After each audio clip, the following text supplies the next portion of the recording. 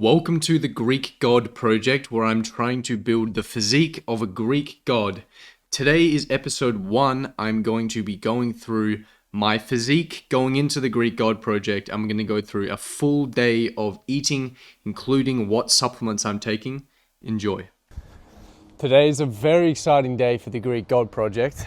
We are doing our before photos. Day 1, what we look like. I don't have a pump, there's no fancy lighting, I'm just outside using the natural light. It's first thing in the morning. I had breakfast about 30 minutes ago. So this is what I look like day 1 of the Greek God Project. No pumps, nothing fancy. This is it. So this is the physique, day 1 of the Greek God Project. Obviously, I'm pretty happy with how I look. I don't have body dysmorphia. I like the way I look. I'm going to try and basically build more muscle than I currently have. I've been gymming for about 6 years now. Not super consistently, not super optimally. So hopefully with a few improvements in the diet, in the sleep, in the training, we can get this to a ridiculous level. All right, I'm about to take you guys on a full day of eating, but before we start this, I want to make something clear, and that is the most important part of this entire day is the calories I'm eating. So I'm trying to look my best. I'm trying to create the Greek God physique. So am I about to go on a big bulk? Am I about to go on a big cut? No, I'm doing neither of those things. I'm currently at a body fat percentage that I want to be at. I'm about 10 to 12% body fat. There's no point in me trying to eat a bunch of excess calories, a big calorie surplus. All that's going to happen is I'm going to get super fat. All those extra calories are just going to be stored as body fat. And then what happens? Well, I want to look like a Greek god. I got to lose that body fat. So then I'm going to have to go on a big cut. I'm going to lose a bunch of muscle. It's not going to work. I'm trying to look great all the time. So I'm going to keep my body fat at the place that it is right now. If I really want to get a bit of benefit from a slight calorie surplus for recovery, then I'll eat slightly more on my lifting days, slightly less on my non-lifting days, but I'm just trying to keep my calories around maintenance on average for the week. I'm not bulking, I'm not cutting. That's the big thing for me, focusing on the calories.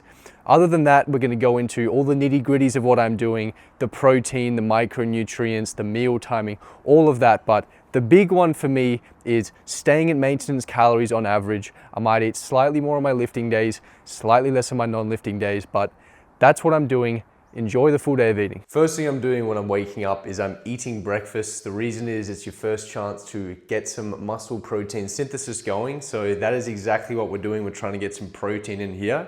I have 300 grams of fat-free Greek yogurt. I have 2 oranges in here. I'll switch between the oranges and the pineapple. Both get vitamin C in. They're pretty interchangeable. If you want more manganese, you can go for pineapple, but I'm getting it elsewhere. I'm having sardines today as well. I'll have these 3 days a week to get omega-3s in. So today is a sardine day. The Greek yogurt is just a lot of protein. It's pure protein. It's also got a good amount of calcium, which is nice. Not the most glamorous meal, I will say. However, it gets the job done. So this is 510 calories, 55 grams of protein, 43 grams of carbs, and 10 grams of fat. And it is super filling for the calories. It is a lot of protein. It's a lot of volume. Probably not the nicest breakfast, not the most aesthetic breakfast, but it gets the job done. It's what I need to start the day. I feel full, I feel good, so this is what I'm having essentially as soon as I wake up. What supplements am I taking? What supplements am I using to try and build as much muscle as possible, stay lean?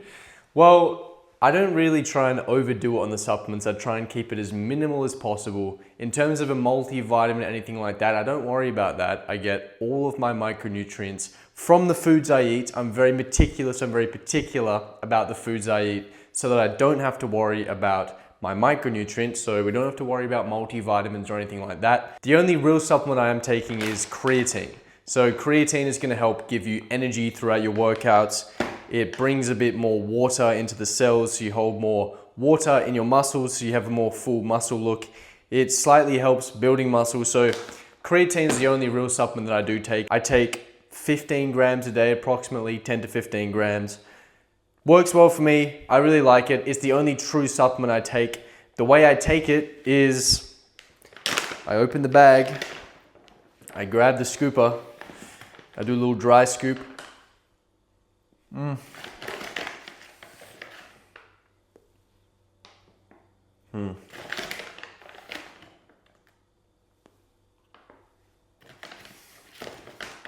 waffle bar with some cranberries.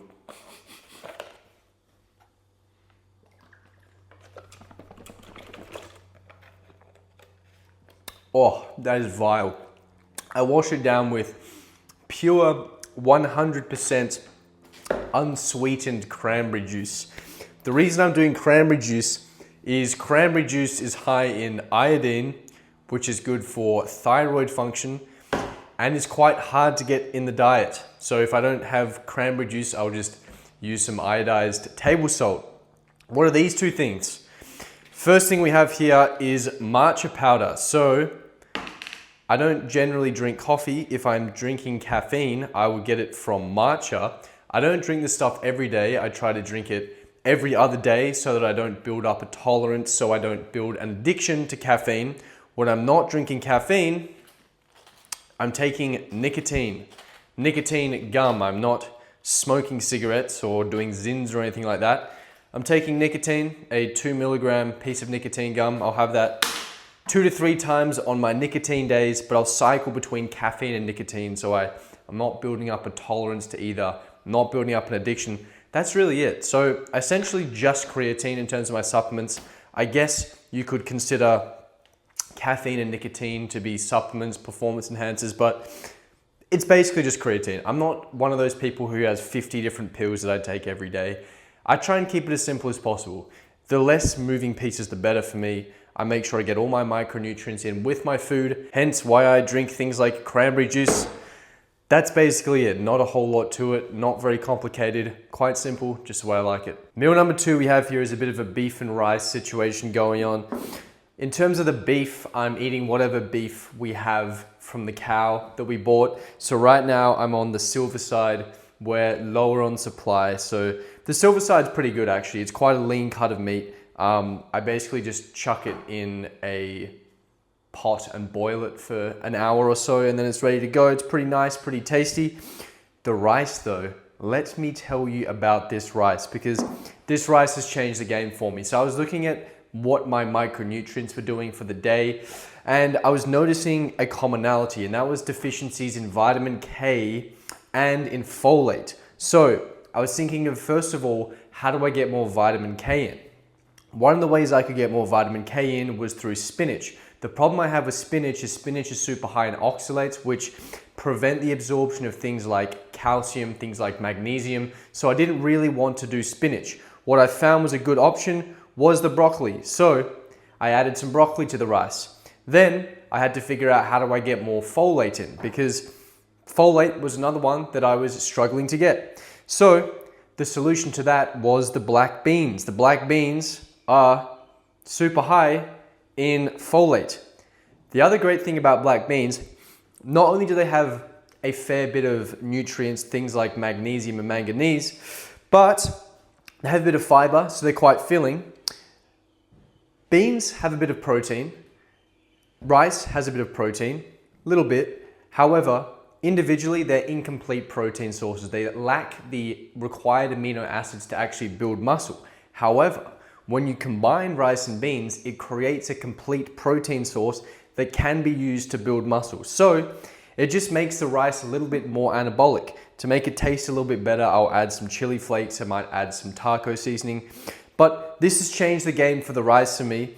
I'm a huge fan of getting the rice in. It's just a great way of getting carbohydrates in the system. Your body can digest it easily. If I was trying to lose weight, if I was on a cut, no way I'm eating rice. But for me, because I'm burning quite a lot of calories, I'm quite active, this works perfectly for me. So this is meal number 2, the beef and rice. In terms of the macros, this comes out to about 485 calories, 40 grams of protein, 54 grams of carbs, and 8 grams of fat.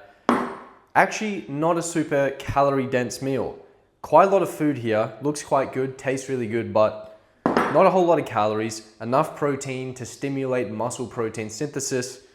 Great little anabolic meal. Little snack here, we got some popcorn. It's a huge bowl of popcorn here.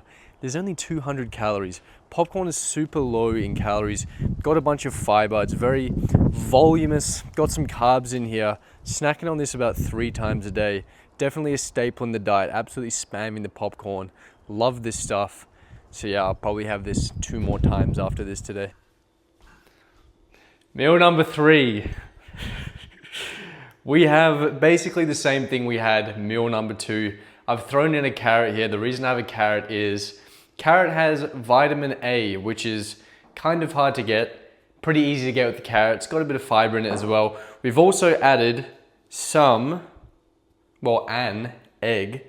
The egg provides a bit of fat. It provides some choline, provides a bit of protein, although we don't really need it.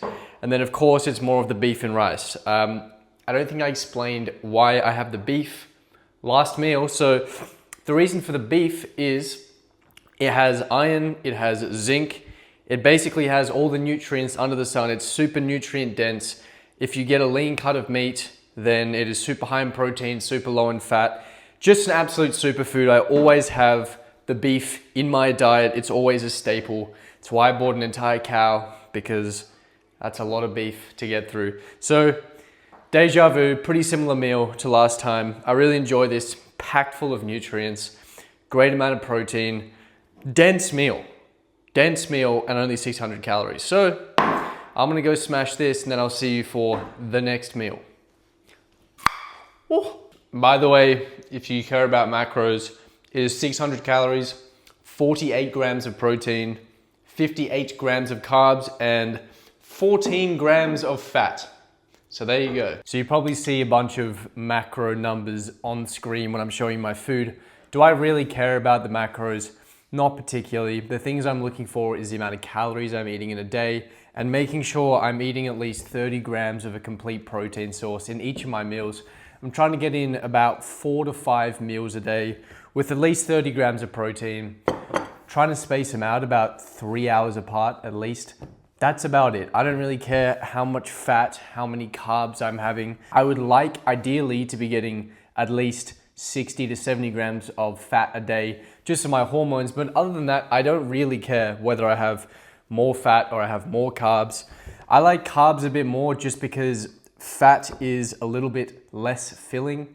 It is also just more calorie dense. So I generally go for lower fat, high carbs, but doesn't really make that much of a difference. I care much more about getting enough protein in and making sure I'm tracking my calories properly.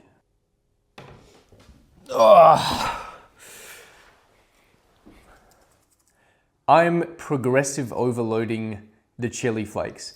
I'm trying to progressive overload my spice tolerance. So every week I'm trying to add a little bit more chili flakes to my food to try and improve my spice tolerance. Why am I doing that? The big reason for me is I don't want there to be foods off limits.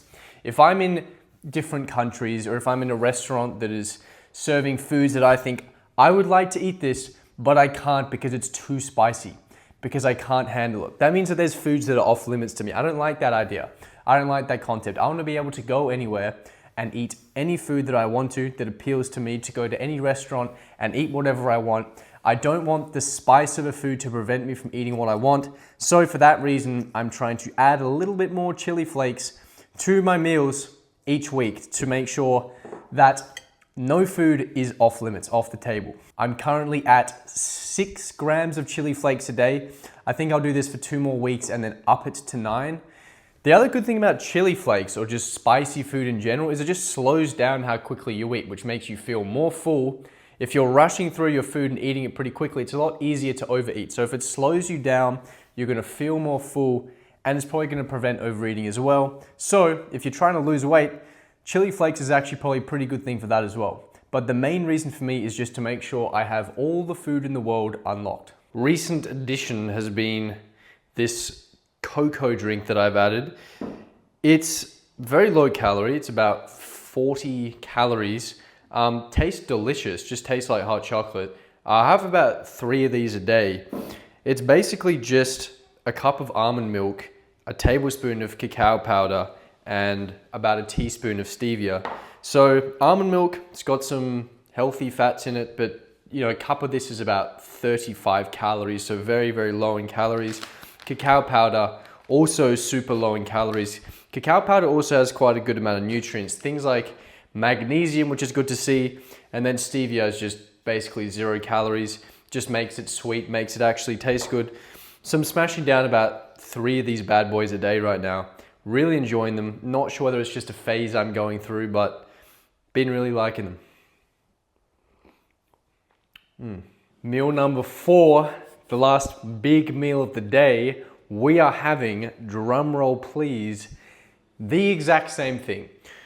The carrot, we've got the egg, we've got everything. It's the exact same meal. It is the exact same meal as before. What did that turn up to? 600 calories, 48 grams of protein, 58 grams of carbs, and what does that say? 14 grams of fat. So yeah, it's the exact same meal. It's good, it's nutritious, it has the calories I want, it has the protein I want, it has all the micronutrients that I want. It's got everything I want. And it was super easy to make because I just batch made all of it. It does the trick. So that is what I'm eating for meal number 4. For the more observant of you, for those paying attention, you may have noticed that I basically eat the same thing for most of my meals of the day, every day. So why is that? Why am I eating the same thing all the time? It's basically because of what I prioritize. So for me, the most important thing for me, the number 1 is the nutrition. So I'm looking at what are the calories of the meal, what is the protein, and what are the micronutrients. That is the number 1 thing I care the most about, making sure I have a meal with enough protein, with a good amount of micronutrients, and with a amount of calories that fits what I'm trying to do. After that, the second most important thing for me is convenience. I basically never cook for one meal. I'm always preparing things. I'm always trying to make sure that I'm spending the least amount of time in the kitchen as possible. I don't particularly like cooking. I rather just have my meals ready to go so I can grab it out, put a few things together, put it in the microwave, and boom, I got a great nutritious meal. So convenience is a very important thing. And if you're trying to be convenient, then generally you're gonna be eating pretty similar things, because if I can prepare 3 weeks of rice in 2 hours and I can prepare a week of meat in an hour as well, then I don't have to worry about food for the rest of the week. So it's much easier for me to just eat one thing all the time than worry about making a new meal all the time. The third thing I care about, the least important thing for me, is how it tastes. And I guess you could throw in what it looks like as well. Although this is actually a very pretty meal for me, but I don't really care what it tastes like. Sure, I would rather my food taste good, but it is the least important thing for me. For most people, their priorities are flipped. They care the most about what it tastes like, then they care about the convenience, and then they care about the nutrition. I'm just the opposite. So that's probably why you may look at what I eat and think it's weird, think it's strange. It's just what I prioritize, it's just what I care about. All right, final product of the day, final thing that we're eating, final meal, number 5, homemade protein bar. Now, I don't like most protein bars, but this homemade one is good. This is about 160 calories, 30 grams of protein, tastes delicious. It's basically just Greek yogurt, some protein powder, some stevia. So I'll have this before bed nearly every night. It's my last chance to trigger muscle protein synthesis, build some muscle. So this bad boy, absolute staple. I love this one. I've been having this for a month or so now. I'm really liking it. So this is here to stay. This is how we're finishing off a full day of eating. I think it was about 3,000 calories. I'll put the macros up on screen somewhere. About 3,000 calories, 250 odd grams of protein, all that good stuff. Micronutrients, absolutely perfect. That was a full day of eating. Hopefully that has contributed to some gains for the Greek God project for the first month. A lot of work to go. It's only just begun, but hopefully we're going to start getting absolutely massive.